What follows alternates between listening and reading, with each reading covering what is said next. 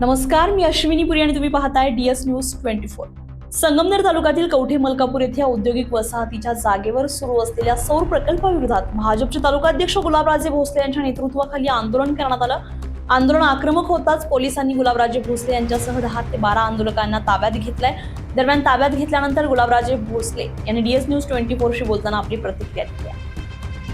औद्योगिक वसाहतीसाठी प्रस्तावित जागेवर सुरू असलेल्या सौर ऊर्जा प्रकल्पाच्या कामाला विरोध दर्शवण्यासाठी संगमनेर तालुक्यातील कवठे मलकापूर येथे भाजपचे तालुकाध्यक्ष गुलाबराजे भोसले यांच्या नेतृत्वाखाली बुधवारी आंदोलन करण्यात आलं। या आंदोलनाला ज्येष्ठ नेते बाबासाहेब कुटे, रवींद्र दातीर, रणजित ढेरंगे यांच्यासह विविध पदाधिकारी आणि ग्रामस्थ आंदोलनात सहभागी झालेले होते।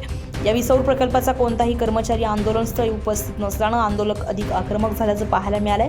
प्रस्तावित जागेवरून सौर प्रकल्पाचे सर्व साहित्य तातडीने हटवावे आणि सौर प्रकल्पाचे काम त्वरित बंद करावे अशी मागणी आंदोलकांनी केली आहे। आंदोलनादरम्यान 2 दिवसांच्या आत सौर प्रकल्पाचे साहित्य प्रस्तावित जागेतून हटवावे, अन्यथा तीव्र आंदोलन करण्यात येईल असा इशारा गुलाबराजे भोसले यांनी यावेळी दिला।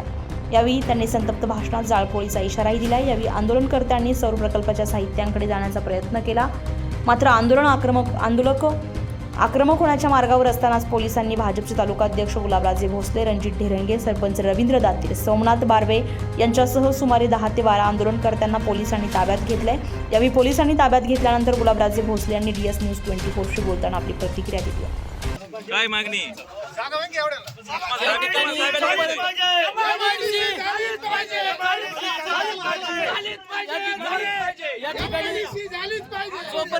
जोपर्यंत सोलार प्रोजेक्ट या ठिकाणी हलत नाही तोपर्यंत हे आंदोलन आम्ही कायमस्वरूपी करणार।